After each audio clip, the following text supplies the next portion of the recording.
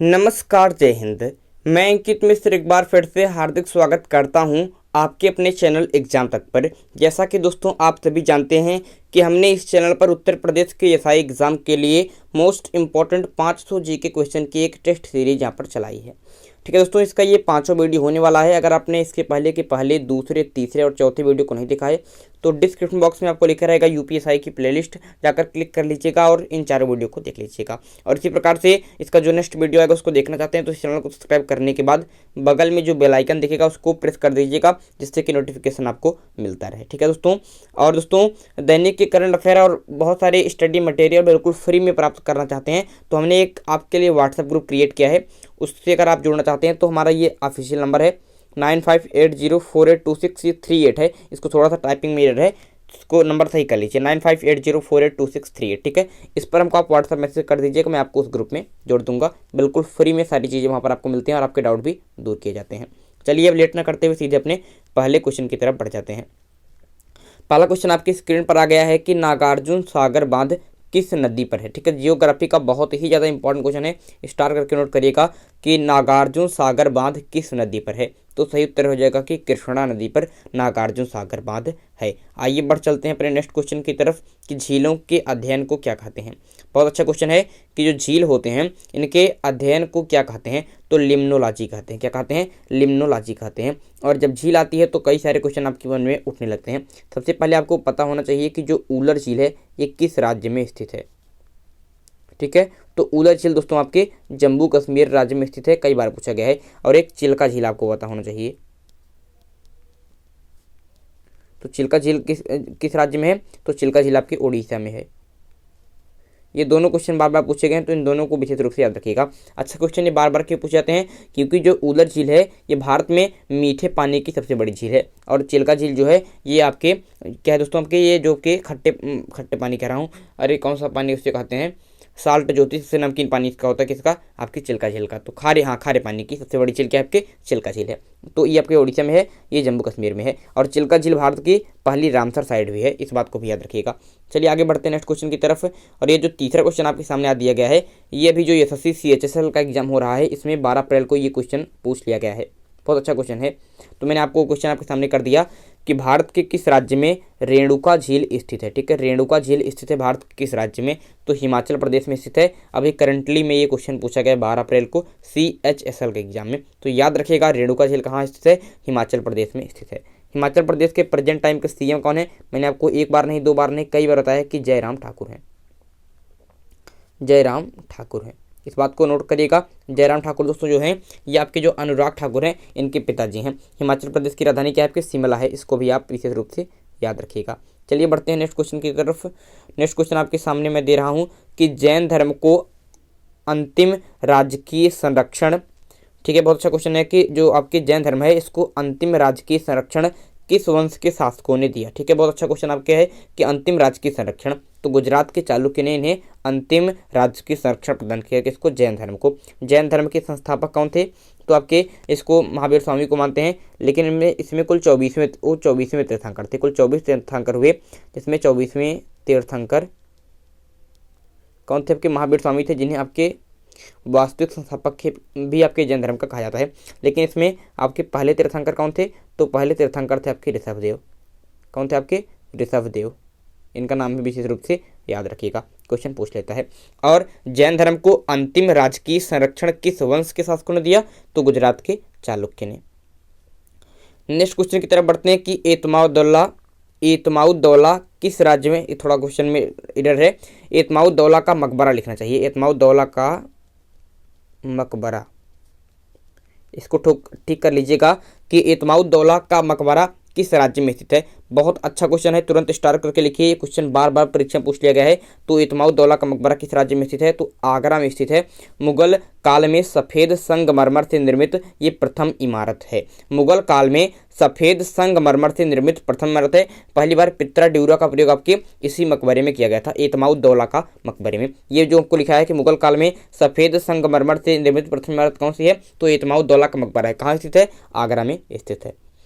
Next question की तरफ बढ़ते दोस्तों। एतमाउद्दौला जो नूरजहां थी, नूरजहां जानते होंगे, जो जहांगीर की पत्नी नूरजहां थी, उनके पिता थे एतमाउद्दौला। नेक्स्ट क्वेश्चन आपके सामने आ गया है आज का अपना 6वां क्वेश्चन कि कौन सा कोशिकांग शुक्राणु के एक्टोसोम का निर्माण करता है। जो शुक्राणु इस प्रकार से होता है, आप जानते होंगे। तो ये जो उसका आगे वाला भाग होता है, ठीक है, जो आगे वाला भाग होता है उसका नुकीला भाग, उसको कहते हैं एक्रोसोम। क्या कहते हैं? उसे एक्रोसोम कहते हैं। तो शुक्राणु के एक्रोसोम का निर्माण कौन सा कोशिकांग करता है? तो गोल्जी काय करता है। कौन करता है? गोल्जी काय करता है। गोल्जी काय आपके लाइसोसोम का भी निर्माण करता है, इस बात को भी नोट करिएगा।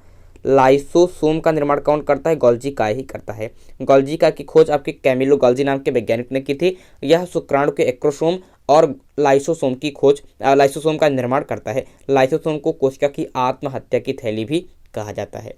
आइए बढ़ते हैं नेक्स्ट क्वेश्चन की तरफ, क्वेश्चन नंबर 7 की तरफ, कि गर्भधारण के बाद भ्रूण का विकास कहाँ होता है? जो एम्ब्रियो होता है, जब गर्भधारण हो जाता है तो गर्भधारण के बाद जो भ्रूण होता है इसका विकास कहाँ होता है? तो आपके यूट्रस में होता है, मतलब कि गर्भाशय में होता है। इस बात को भी नोट करके चलेगा, परीक्षा में बार बार पूछ लिया गया है कि गर्भधारण के बाद भ्रूण का विकास कहाँ होता है? तो गर्भाशय में होता है। नेक्स्ट क्वेश्चन की तरफ बढ़ते हैं, क्वेश्चन नंबर 8 की तरफ, कि मानव शरीर की सबसे बड़ी अंतःस्रावी ग्रंथि कौन सी है? सबसे बड़ी ग्रंथि नहीं पूछ रहा है, सबसे बड़ी अंतःस्रावी ग्रंथि पूछ रहा है, तो थायराइड ग्रंथि बिल्कुल सही उत्तर आपका बन जाएगा। ये क्वेश्चन आपके होमवर्क के लिए, कि मानव शरीर की सबसे बड़ी ग्रंथि कौन सी है? अंतःस्रावी नहीं, सबसे बड़ी ग्रंथि। ये क्वेश्चन आप लोग कमेंट बॉक्स में अवश्य बताइएगा। इसको जान लीजिए कि मानव शरीर की सबसे बड़ी अंतःस्रावी ग्रंथि थायराइड ग्रंथि होती है। तुरंत के तुरंत स्टार करके नोट कर लीजिए, ये क्वेश्चन आपके पेपर में आएगा ही आएगा। नेक्स्ट क्वेश्चन है कि शुक्राणु का परिपक्वन, ठीक है, शुक्राणु का परिपक्वन कहाँ होता है? तो आपके एपिडिडाइमस, जिसे कहते हैं अधिवृषण।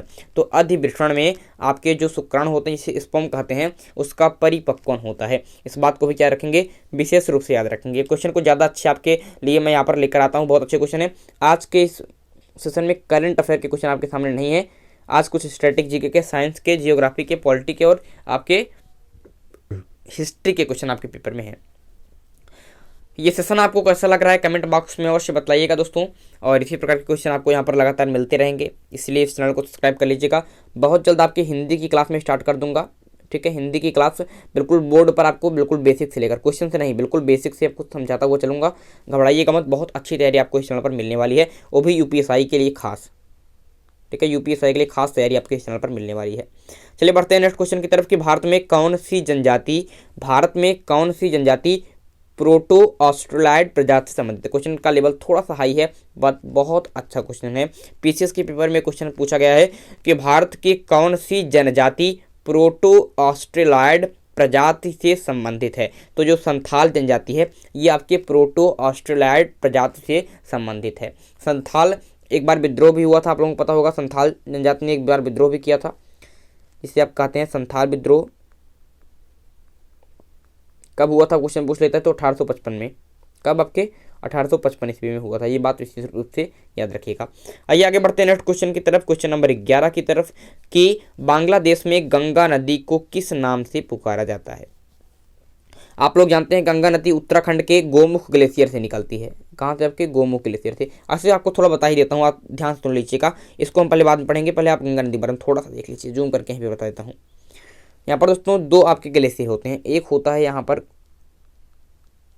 गोमुख ग्लेशियर,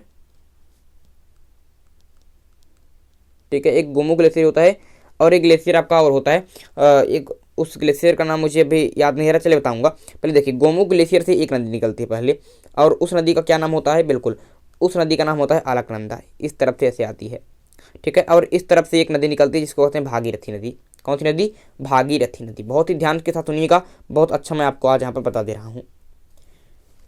इसका नाम क्या है दोस्तों? इसका नाम है आपके अलकनंदा। अलकनंदा, हाँ, इसका नाम मुझे याद आ गया, इसका नाम था सतोपंथ ग्लेशियर। सतोपंथ ग्लेशियर इसका नाम था। इसको मैं फिर से लिख दे रहा हूँ, उसके ऊपर लिखा नहीं जाएगा, ध्यान के साथ सुनिएगा। इसका नाम था कौन सा ग्लेशियर? आपके सतोपंथ ग्लेशियर, आप लोग लिख लीजिएगा। तो इसका नाम था सतोपंथ ग्लेशियर, इसका नाम था गोमुख ग्लेशियर। यहाँ से एक नदी निकलती है अलकनंदा, और सतोपंथ ग्लेशियर से एक नदी निकलती है जिसका नाम होता है भागीरथी।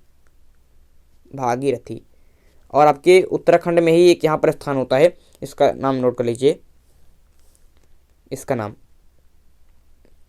जहाँ पर ये दोनों भागीरथी और अलकनंदा मिलती हैं, इसका नाम होता है देवप्रयाग। क्या होता है इसका नाम? तो इसका नाम होता है आपके देवप्रयाग। देवप्रयाग, देवप्रयाग में दोनों नदी आपके आकर मिल जाती हैं, भागीरथी और अलकनंदा। और यहाँ से एक नदी निकलती है जिसका नाम होता है कौन सी नदी, जिसका नाम होता है आपके गंगा नदी। तो यहाँ से आपकी गंगा नदी इस तरफ चली जाती है, ठीक है, गंगा नदी इस तरफ चली जाती है। ये बहुत अच्छा आपके है, ये आप इस बात को ध्यान रखिए कि गोमुख ग्लेशियर थे अलकनंदा, सतोपंथ ग्लेशियर थे भगीरथी, ये दोनों निकलती हैं और दोनों देवप्रयाग मिल जाती हैं और बन जाती है यहाँ से कौन सी नदी, यहाँ से आपकी बन जाती है गंगा नदी। बहुत ज़्यादा परीक्षा में पूछ लेते हैं कि कौन कौन सी नदियों से मिल से बनती है गंगा नदी, तो अलकनंदा और आपकी भागीरथी। ये पूछिए दोनों कहाँ से निकलती हैं, तो गोमुख ग्लेशियर से और सतोपंथ ग्लेशियर से। बाद में गंगा नदी कहाँ प्रवेश कर जाती है, बाद में गंगा नदी प्रवेश कर जाती है आपके बांग्लादेश में। और जब ये बांग्लादेश में प्रवेश करती है तो इसका नाम बदल जाता है, कौन सा नाम हो जाता है, इसका नाम हो जाता है पद्मा, इसे पद्मा नदी कहते हैं। बाद में जो कलकत्ता है बांग्लादेश में प्रवेश करने से पहले कलकत्ता में ये दो भागों में टूट जाती है, एक आपके जिसका नाम पद्मा हो जाता है और एक नीचे आ जाती है जिसके किनारे आपके कोलकाता शहर विकसित है जिसका नाम होता है हुगली नदी। तो हुगली नदी भी गंगा वाली नदी है, लेकिन ये जब दो भागों में डिवाइड हो जाती है तो एक का नाम पद्मा और एक का नाम हुगली हो जाता है। तो इस बात को भी नोट करते हुए चलेंगे। ये गंगा नदी के बारे में थोड़ी सी बात थी जो मैंने आपको बता दिया, ये पूरा बताना होगा तो यहाँ से बताऊंगा कि एक बंदरपूछ ग्लेशियर से, जान लीजिए कि यहाँ से एक बंदरपूछ ग्लेशियर से एक नदी निकलती है जिसका नाम होता है यमुना, इस तरफ से आती हुई यहाँ पर आपकी मिल जाती है, सहायक नदियाँ मिलती हैं आपके, सिंध बेतवा भी मिलती हैं यहाँ पर आकर मिलती हैं, इस तरफ से भी नदियाँ आकर इसमें मिलती हैं। तो कुछ आपकी सहायक नदियों के बारे में भी, लेकिन इसको हम बाद में पढ़ेंगे भी, डिटेल में आपको ये पढ़ना नहीं था। अभी आपको ये क्वेश्चन परीक्षा में पूछ लिया गया था कि बांग्लादेश में गंगा नदी को क्या कहते हैं, तो पद्मा रिवर कहते हैं। चलिए अब क्वेश्चन की तरफ लौट आते हैं। बहुत अच्छा क्वेश्चन आपके सामने है कि बांग्लादेश में, देख रहे हैं क्वेश्चन कि बांग्लादेश में गंगा नदी को किस नाम से पुकारा जाता है, तो पद्मा रिवर के नाम से। किस नाम से, पद्मा रिवर के नाम से। बहुत अच्छा क्वेश्चन है, इस बात को याद रखिएगा। गंगा नदी किन दो नदियों के मिलने से बनी है, तो अलकनंदा और भागीरथी। अलकनंदा कहाँ से निकले, गोमुख ग्लेशियर से। भागीरथी कहाँ से, सतोपंथ ग्लेशियर से। और अगर गंगा नदी की सबसे बड़ी सहायक नदी पूछ ले कि गंगा नदी की सबसे बड़ी सहायक नदी, अगर ये क्वेश्चन पूछ ले कि गंगा नदी की सबसे बड़ी सहायक नदी कौन सी है, तो जो यमुना है दोस्तों, वो गंगा नदी की सबसे बड़ी आपकी क्या है, सहायक नदी है, जो यमुनेत्री ग्लेशियर है, फिर से कहते हैं बंदरपूछ ग्लेशियर से निकलती है। चलिए आगे बढ़ते हैं नेक्स्ट क्वेश्चन की तरफ। बहुत अच्छी बात हमने यहाँ पर गंगा नदी के बारे में आपको बता दी कि जीव विज्ञान की वह शाखा जिसके अंतर्गत हम पुष्पों का अध्ययन करते हैं। ठीक है, अच्छा क्वेश्चन है आपके सामने कि जीव विज्ञान की वह शाखा जिसके अंतर्गत किसका अध्ययन करते हैं, पुष्पों का अध्ययन करते हैं, क्या कहलाती है, तो उसे एंथोलॉजी कहते हैं। एंथोलॉजी कहते हैं, इस बात को नोट करिएगा। एंथोलॉजी के अंतर्गत हम पुष्पों का अध्ययन करते हैं।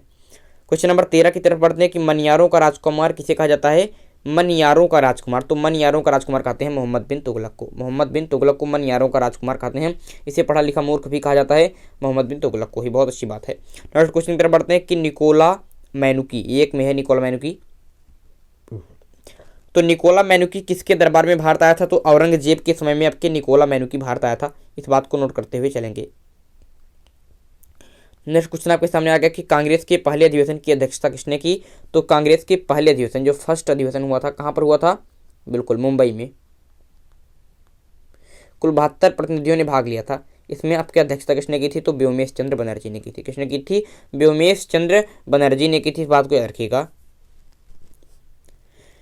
चलिए ये थे आज के हमारे मोस्ट इंपॉर्टेंट 15 क्वेश्चन। एक क्वेश्चन आपके लिए होमवर्क के लिए जो आपसे पूछ लेता हूं मैं यहाँ पर कि भारत का कौन सा राज्य गन्ना उत्पादन में प्रथम स्थान पर है, उत्तराखंड, पंजाब, उत्तर प्रदेश या फिर मध्य प्रदेश। तो ये क्वेश्चन आपके होमवर्क के लिए है, इसको आप लोग कमेंट बॉक्स में अवश्य उत्तर दीजिएगा कि भारत का कौन सा राज्य गन्ना उत्पादन में प्रथम स्थान पर है। देखता हूँ कि कौन कौन से लोगों ने इस वीडियो को पूरा अंत तक देखा है, बहुत अच्छी तरीके से देखा है, और किन लोगों को इसका आंसर पता है।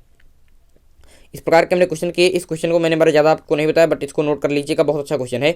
कौन सा क्वेश्चन कि निकोला मैनुकी किसके दरबार में भारत आया, तो औरंगजेब के समय में। औरंगजेब की मृत्यु कब हुई थी, आप लोग सभी जानते हैं कि 1707 ईस्वी में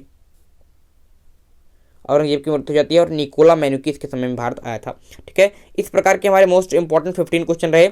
अगर आप इसकी PDF फाइल प्राप्त करना चाहते हैं तो हमारे टेलीग्राम चैनल को ज्वाइन कर लीजिएगा। टेलीग्राम चैनल की लिंक आपको डिस्क्रिप्शन बॉक्स में दी गई है, तो टेलीग्राम को ज्वाइन कर लीजिए, वहाँ पर आपको इसकी PDF शेयर में कर दूंगा। और ये हमारा ऑफिशियल नंबर है, व्हाट्सएप ग्रुप से जुड़ना है और आपको स्टडी मटेरियल आपके डाउट क्लियर करने हैं तो इससे जुड़ दीजिएगा। नंबर सुधार लीजिएगा 9580482638। ठीक है, चलिए आज का वीडियो यहीं पर समाप्त करते हैं। अगले वीडियो में एक इंपॉर्टेंट टॉपिक के साथ फिर होगी मुलाकात। तब तक के लिए मुझे दीजिए इजाजत। मैं हूं अंकित मिश्र और आप देख रहे हैं एग्जाम तक। बहुत बहुत धन्यवाद।